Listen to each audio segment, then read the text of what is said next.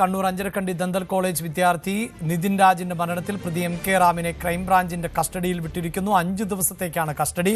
Thalassery principal sessions കോടതിയാണ് ക്രൈംബ്രാഞ്ചിന്റെ ആവശ്യം അംഗീകരിച്ചത്.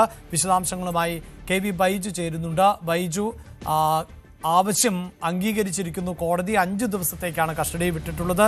മറ്റേതെങ്കിലും തരത്തിലുള്ള പരാമർശങ്ങളോ ഉപാധികളോ എന്തെങ്കിലും കോടതി മുന്നോട്ട് വെച്ചിരുന്നോ?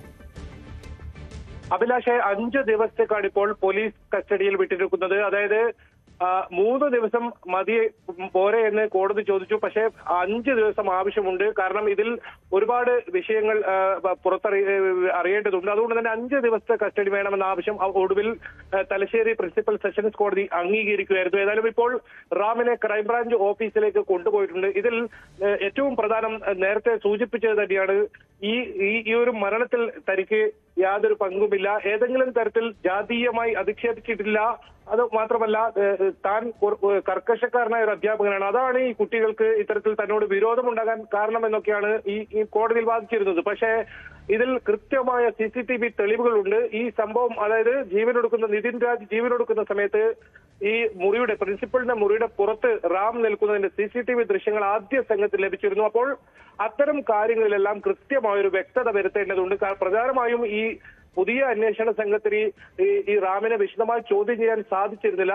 അതുകൊണ്ട് തന്നെ 5 ദിവസത്തെ കസ്റ്റഡി ആവശ്യമാണെന്ന് പറയുകയും കോടതി അത് അംഗീകരിക്കുകയുമായിരുന്നു. ഏതായാലും ഇപ്പോൾ ക്രൈംബ്രാഞ്ച് ഓഫീസിലാണ് റാമിനെയും കൊണ്ടുള്ളത്. ഒരു പക്ഷേ അഞ്ചരക്കണ്ടി മെഡിക്കൽ കോളേജിൽ റാമിനെ കൊണ്ടുപോയി തെളിവെടുപ്പ് ഉൾപ്പെടെയുള്ള നടപടികളിലേക്ക് ക്രൈംബ്രാഞ്ച് സംഘം കടന്നേക്കാം. നേരത്തെ ആദ്യ അറസ്റ്റിൽ കസ്റ്റഡിയിലായപ്പോൾ അത്തരം ഒരു നടപടികളും ക്രൈംബ്രാഞ്ചിന്റെ ഭാഗത്ത് ഉണ്ടായിട്ടില്ല.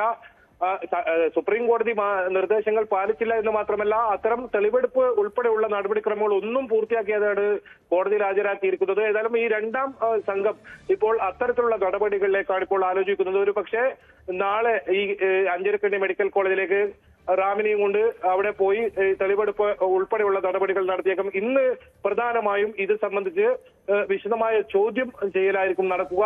ഇതിൽ ഒരുപാട് കാര്യങ്ങൾ വ്യക്തത വരുത്താറുണ്ട്, ഒരുപാട് മൊഴികൾ ഇതിൽ വൈരുദ്ധ്യമുണ്ട്. അത്തരം കാര്യങ്ങളിൽ ഒരു വ്യക്തത വരുത്തുകയാണ് ഇന്ന് ചെയ്യുക. നാളെ തെളിവെടുപ്പ് ഉൾപ്പെടെയുള്ള നടപടികളിൽ കടന്നേക്കും. എന്തായാലും 5 ദിവസം കോടതി റാമിനെ ഇപ്പോൾ ക്രൈംബ്രാഞ്ച് സംഘത്തിന് വിട്ടു നൽകിയിരിക്കുന്നു. 3 ദിവസം പോരെ എന്ന് കോടതി ചോദിച്ചു. മതിയാകില്ല, 5 ദിവസം തന്നെ വേണം. ഇതിൽ തെളിവെടുപ്പ് ഉൾപ്പെടെയുള്ള നടപടികൾ നടത്താനുണ്ട്, ഇതിൽ ഒരുപാട് കാര്യങ്ങൾ കണ്ടെത്താനുണ്ട് എന്ന് ക്രൈംബ്രാഞ്ച് സംഘത്തിന്റെ ആവശ്യം കോടതി അംഗീകരിക്കുകയായിരുന്നു. അഭിലാഷ്, വാർത്തയുടെ വിശദാംശങ്ങളാണ് KV ബൈജു നൽകിയത്. കൂടുതൽ വാർത്തകൾക്ക് News 18 Keralam YouTube channel subscribe ചെയ്യുക.